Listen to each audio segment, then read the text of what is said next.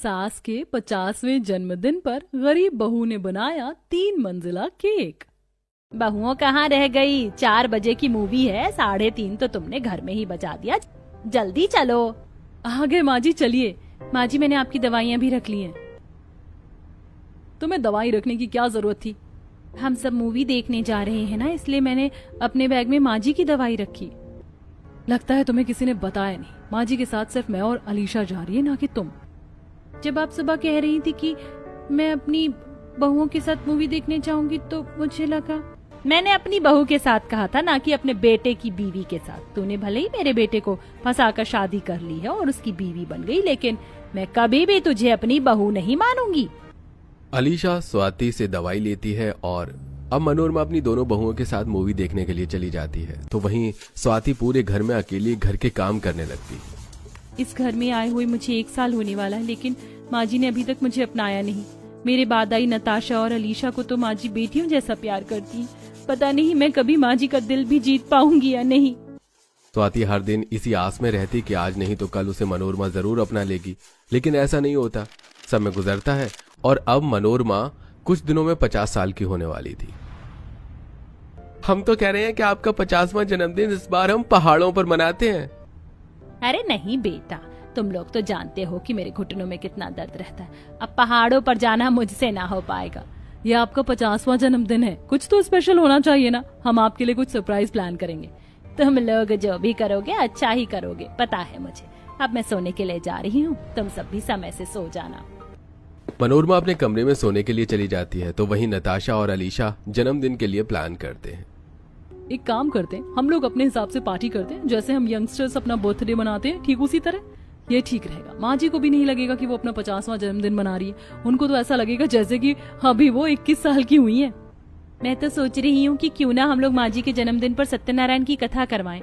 उनका कब से मन है, वो तो खुद भी कह रही थी। सत्यनारायण की कथा माँ जी के अगले जन्मदिन पर भी हो सकती है, लेकिन ये माँ जी का 50वां जन्मदिन है, जो उनके लिए काफी ज्यादा खास है। तुम लोग मुझे बिल्कुल भी पसंद नहीं करती हो, मैं जानती हूँ, लेकिन मैं भी माँ जी के लिए कुछ करना चाहती हूँ उनके जन्मदिन पर। अगर तुम्हें माँ जी के लिए कुछ करना है तो उनके जन्मदिन पर पूरा दिन अपने कमरे में रहना और उनके सामने बिल्कुल भी मत आना। ये उनके लिए सबसे बड़ा गिफ्ट होगा। तुम तो जानती हो ना कि माँ जी तुम्हें बिल्कुल भी पसंद नहीं करती। अलीशा नताशा दोनों स्वाति पर हंसने लगते हैं। तो वहीं स्वाति अपना मन उदास कर कमरे में चली जाती है। मनोरमा के जन्मदिन को मुश्किल से 4 से 5 दिन रह गए थे, इसलिए आज अलीशा और नताशा मनोरमा को जन्मदिन की शॉपिंग करवाने के लिए मॉल लेकर जाती हैं। इतने बड़े मॉल में लाने की क्या जरूरत थी? हम कोई छोटी मोटी दुकान से भी कपड़े ले लेते। ऐसे कैसे माँ जी, ये आपका 50वां जन्मदिन है, कोई मामूली दिन थोड़ी ना। चलिए हम उस तरफ चलते हैं।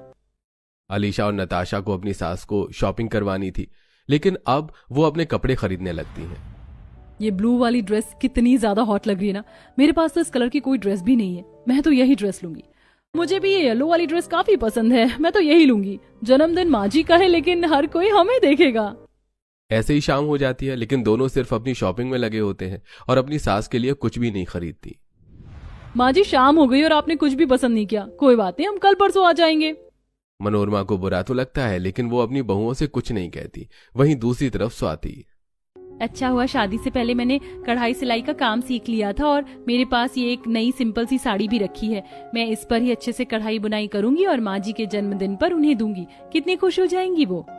स्वाति सिंपल सी साड़ी पर कढ़ाई कर रही होती है कि तभी उसके कमरे में अलीशा और नताशा आते हैं। ये तुम क्या कर रही हो? अब घर के काम के साथ साथ तुमने सिलाई कढ़ाई का भी काम शुरू कर लिया। माँ जी का जन्मदिन आ रहा है ना, तो उनके लिए इस साड़ी पर कढ़ाई कर रही हूँ। माँ जी के जन्मदिन पर उन्हें दूंगी। मैंने आधी कढ़ाई कर भी ली। देखो सुंदर लग रही है ना साड़ी। सुंदर तो लग रही है, लेकिन नौकरानी पर अच्छी लगेगी, माँ जी के लिए नहीं। हमने एक काफी अच्छी ड्रेस पसंद की है और हम कल वही लेकर आएंगे। तुम देखना, माँ जी तो सिर्फ हमारी दी हुई ड्रेस पहनेंगी। उन दोनों की बातें सुन स्वाति को थोड़ा बुरा तो लगता है, लेकिन वो कढ़ाई करना नहीं छोड़ती और सारी रात जागकर वो साड़ी को तैयार करती है। अगले दिन नताशा और अलीशा घर पर ब्यूटिशियन को बुलाती हैं। इसकी क्या जरूरत थी? तुम्हें तो पता है कि मुझे इस उम्र में सजना संवरना ज्यादा पसंद नहीं। ये आपका 50वां जन्मदिन है, इस पर तो ये सब बनता है।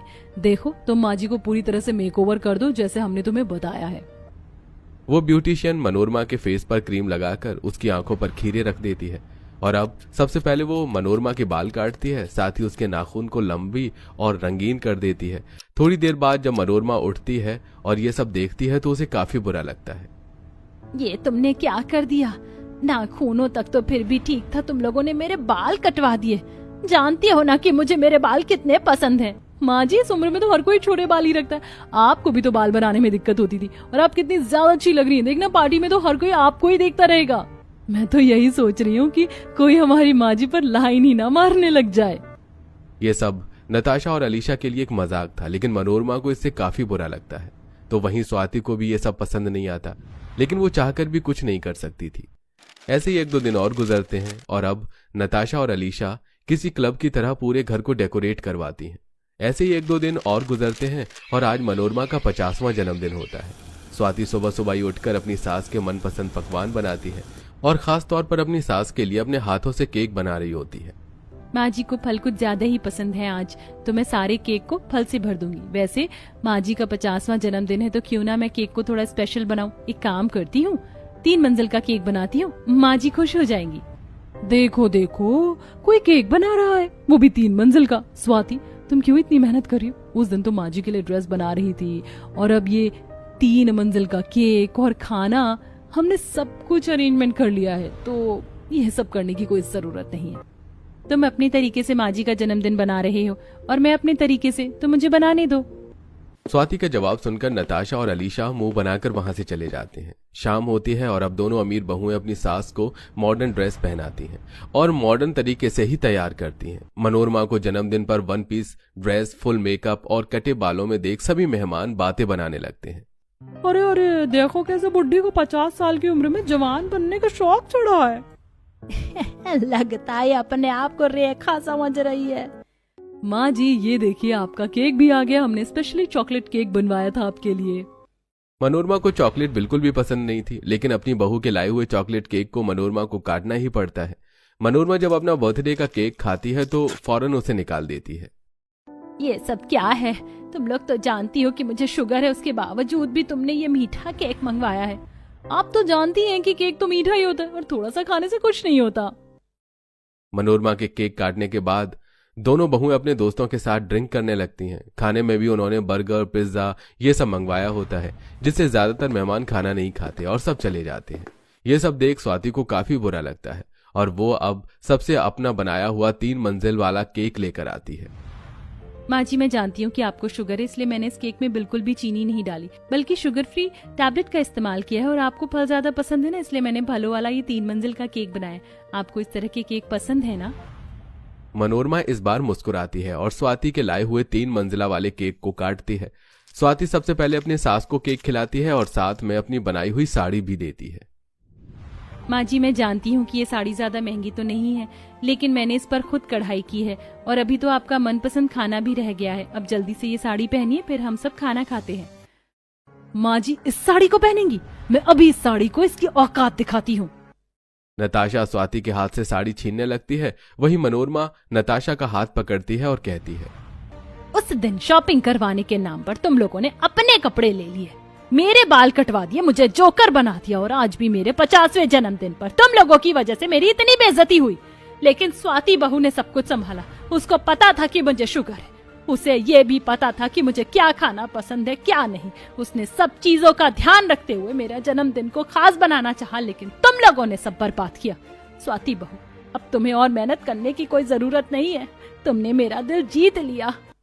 मनोरमा स्वाति को अपने गले से लगाती है, जिससे स्वाति की आंखें भर आती हैं और अब पूरा परिवार साथ में बैठकर स्वाति का बनाया हुआ खाना खाता है और अब बाद में सब उस 3 मंजिल वाले केक को भी एंजॉय करते हैं। मनोरमा की वजह से अब नताशा और अलीशा को भी स्वाति के साथ अच्छा बर्ताव करना पड़ता है।